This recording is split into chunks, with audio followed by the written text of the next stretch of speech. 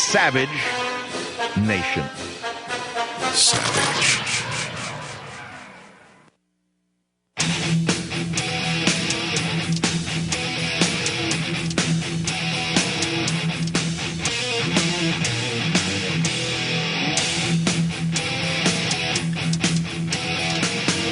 It was a very interesting appearance today by Representative Thaddeus McCotter, a Republican from Michigan, on how Iran plays into the Iraq war. That's really worth listening to because he really is smart and he really understood the whole picture.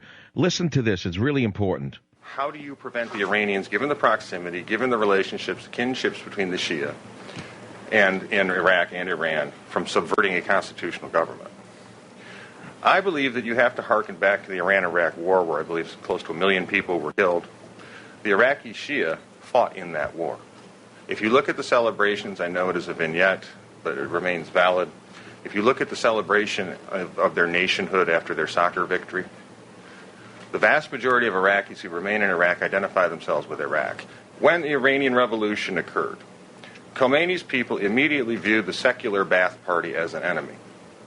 They had to get rid of Saddam Hussein's regime. They wanted to let's pause for a minute. Listen to what he just said.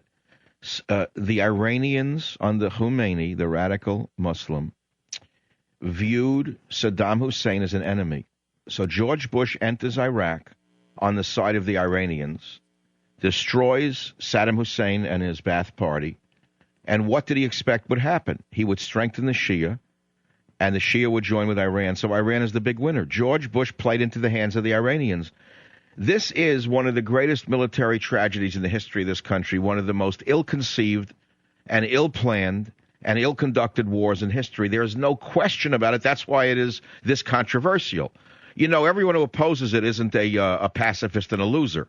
I mean, just because the talk show hosts who went to the White House are all war heroes in their own mind doesn't mean that they're right. I'll be telling you the truth. Listen to the rest of this. Regime. They wanted to export their revolution. Very much like Trotsky believed you had to export communism. Shia, who were friendly toward the Iranian Revolution, then tried to destabilize the Iraqi regime by trying to perform assassinations on Ba'ath Party members, including Tariq Aziz. Those Iraqi Shia were then chased out into Iran, where they were housed for 20 years. The first step would have been to ensure that they did not come back in as the United States troops removed the Saddam Hussein regime. Now that they are there, we start to see the bitter fruits of that, such as with the Mahdi army, such as with McCotter, al-Sadr, and others. But it is my belief that the Shia who have stayed in Iraq, who stayed through the Iran-Iraq war, that do not want any part of that Iranian regime, are the ones that are going to be, if we are successful through the Petraeus plan, the ones who are empowered to bring forth both the transformational and transactional benefit to the Shia people.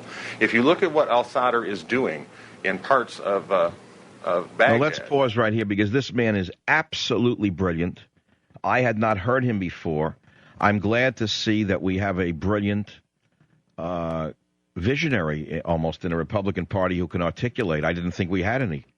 I knew we had a few senators like Jeff Sessions who were stalwart in their articulations, but to see that we have such intelligence in the Republican Party is amazing to me. But the bottom line is it was a military disaster and travesty. We helped Iran, as I feared would happen in liberalism as a mental disorder when I feared this. Savage.